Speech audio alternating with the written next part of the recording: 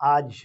China ने victory day parade किया है, इसलिए बड़ी इम्पोर्टेंट होता है कि हम मिलिट्री पॉइंट ऑफ व्यू से और एक सामरिक तरीके से उनके पूरे की पूरी जो जद्दोजहद चली है 2012-13 से और पूरे के पूरे उन्होंने रिफॉर्म किया है, उसके बारे में हम बातचीत करें। ये जो सामरिक लोग हैं, जो इंटरेस्ट रखते हैं और सभी लोगों को मोटे तौर पे पता होना चाहिए कि चाइना कर क्या है और कहाँ तक पहुँचा है और उसकी टाइमलाइन क्या है, वो बहुत इम्पोर्टेंट है। तो सबसे पहले हम आते हैं कि वो जो सेंट्रल मिलिट्री कमीशन है,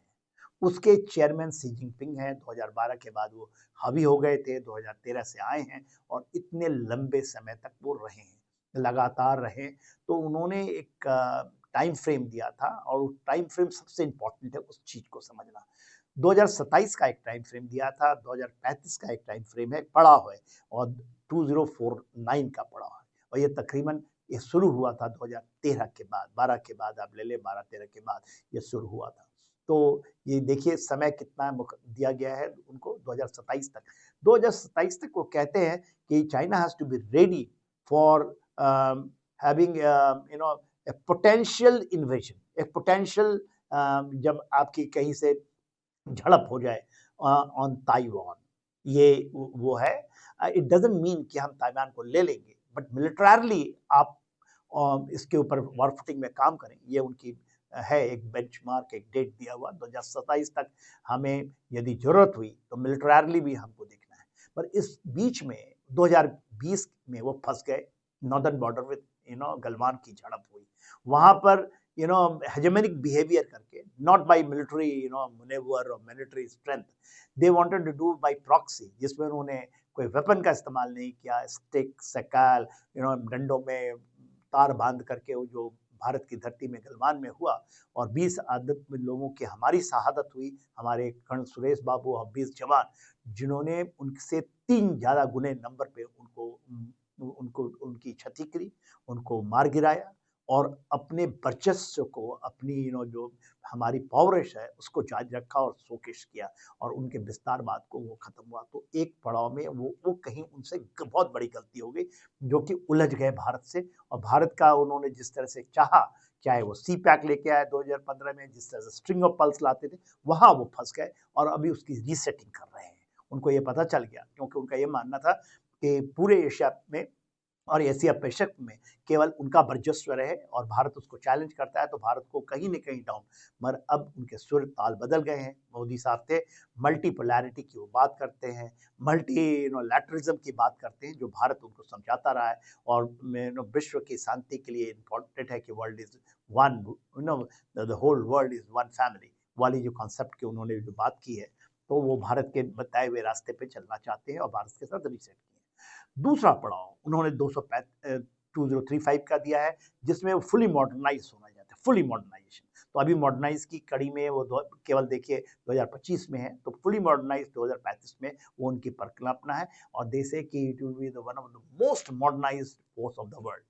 और उसके बाद 2049 की बात करते हैं, जब वो 100 साल मनाएंगे, तो वर्ल्ड क्लास आर्म फोर्सेस की, world class means they will have that many military bases, तो उनकी उतनी ही एयरक्राफ्ट कैरियर्स, कहीं भी उनकी रीच होगी उतना ही उनका एक्सटेंड होगा। ये कुछ वर्ल्ड क्लास जो उनकी फोर्स का परिकल्पना है वो तो सामने नहीं आई है, पर ये बेंचमार्किंग है। दूसरा जो रिस्ट्रक्चरिंग किया शी जिनपिंग ने, वो बहुत इंपॉर्टेंट है समझना। पीएलए जो कंप्लीट मिलिट्री को पीपल्स लिबरेशन आर्मी के नाम से पुकारते हैं, इसलिए इसको समझना कि वो आर्मी नहीं कि केवल वो आर्मी की फोर्सेस है, ये पूरी उनकी कितनी भी फोर्सेस हैं और उन्होंने उसके 4 सर्विसेज रखे। पहले आर्मी आर्मी जो होता था ग्राउंड फोर्सेस, उसको अब ये आर्मी कहते थे, नेवी एंड एयर फोर्स कहते थे, उसमें एक चौथा आयाम उन्होंने डाला, रॉकेट फोर्स। और रॉकेट फोर्स एक उनकी सोच थी, जो कि आज दूसरे कॉपी कर रहे हैं, पाकिस्तान कह रहा है, अमेरिका ने आज ही अनाउंस हुआ है, डोनाल्ड ट्रंप साहब ने कहा है कि हम रॉकेट फोर्स एक जगह इकट्ठा कर रहे हैं, जो सदर्न स्टेट है उनका, वन ऑफ द स्टेट में जो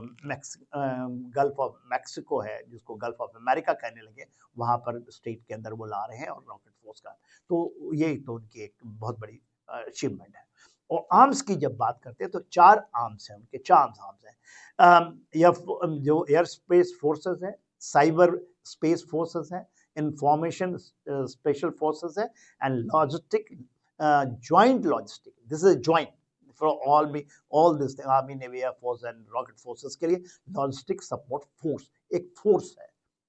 तो एंड टोटल जो उनकी स्ट्रेंथ है वो 20,35,000, ये तकरीबन सबसे बड़ी फोर्स है, 20,35,000 एंड दे एक्टिव है। 5,10,000 उनके जो हैं वो रिजर्विस्ट हैं और 5 लाख के आसपास में उनके पैरामिलिट्री फोर्सेस हैं। जो इसमें ग्राउंड फोर्स वो सबसे बड़ी है, 9,60,000 के आसपास। नेवी उनके 3,80,000 है, ये थर्ड, एंड एयरफोर्स 4 लाख के बराबर। तो नेवी को, जबकि उनकी सबसे बड़ी नेवी है, मगर नेवी में मैन पावर, क्योंकि ये शिप के ऊपर डिपेंड करता है, how many ships you have, and ship के अंदर मेंटेन करना, तो उनकी फोर्स भी, जैसे इंडिया में भी नेवी हमारी छोटी फोर्स है, मगर नेवी बढ़ रही है, उसका विस्तार हो रहा है, तो उसकी एक्सपोनेंशियल ग्रोथ इंडिया में तो हो ही रही है। जो डायरेक्टिव्स उन्होंने दिए हैं, जो डायरेक्टिव्स उनकी तरफ से आए थे, वो उसके अंदर में उन्होंने वही जो मैंने पहले बताया था वीडियो में कि हाइपरसोनिक मिसाइल्स की जो अभी बात कर रहे हैं 2025 तक, stealth capability in fighter and drones and cyber warfare में उन निकलना चाहते हैं। देखिए जो सबसे बड़ा इम्पोर्टेंट है 2025 में ताइवान के उन्होंने 30% इंक्रीज किया activities around Taiwan in 2024 and 2025 में, और वो अपना पावर प्रोजेक्शन ताइवान को एक बना करके मोरा, whether they will do militarily और नॉट, बट इंडो पैसिफिक में जो एरिया का क्लेम करना, 9 लाइन की हमारा है, साउथ चाइना सी हमारा है, हेजमनिक, अब वो शायद उसमें कहीं वो डाउन हो रहे हैं। और फिर उन्होंने 2 मिलिट्री बेसिस, एक जबूटी है, जबूटी आपको है अफ्रीकन कॉन्टिनेंट में, और जो बलल मंडेब है रेड सी के ऊपर में, ये चोक पॉइंट है, तो वहां पर उन्होंने बनाई है जबूटी में अपनी नेवल बेस, और एक कंबोडिया में बनाया है, जो उनका जो स्ट्रेट ऑफ मलाका का डिलेमा है उसको पूरा करके, तो 2 उन्होंने बना पाए हैं। और उनकी ये है कि कहीं पर वो ये बनाना चाहते हैं, अभी जब ईरान के बीच में हुआ तो उस इलाके में भी जो ये तो गल्फ ऑफ मंडेब में, तो गल्फ ऑफ मैक्सिको में तो कर लिया है, तो स्टेट ऑफ मलाका के अंदर में जो उनकी है स्टेट, वहां पर तो उन्होंने अपना ये बना चुके हैं, मगर उस ओर जाने की भी इनकी है और इनकी नज़रें बहुत है। अभी चाहे आप वेनेजुएला ले लीजिए, चाहे आप पनामा ले लीजिए, चाहे ग्रीस ले लीजिए, लैटिन अमेरिकन कंट्रीज ले लीजिए, अफ्रीका का, इनकी नज़र सब है। इवन अलास्का में कुछ बेस अपना बनाना चाहते हैं, तो वो जैसे मैंने बताया कि इसका एक्सपेंशन यदि कर पाएंगे, मगर जिस तरह से इकोनॉमी थोड़ी कम हुई है, तो कहीं ना कहीं इनके जो मिलिट्री स्पेंडिंग में भी कहीं ना कहीं अंकुश लगेगा, और सारी चीज़ें बताएगी कि क्या वहाँ से इमर्ज आउट कर पाएंगे इंडो पैसिफिक्स में, जो साउथ चाइना सी से जो इनका एक है, जिस तरह से चीज़ें चल रही हैं, क्या ग्लोबल ऑर्डर के अंदर में कुछ इनके अंदर में ठहराव आएगा या बढ़ाव आएगा, ये समय ही बताएगा। जय हिंद।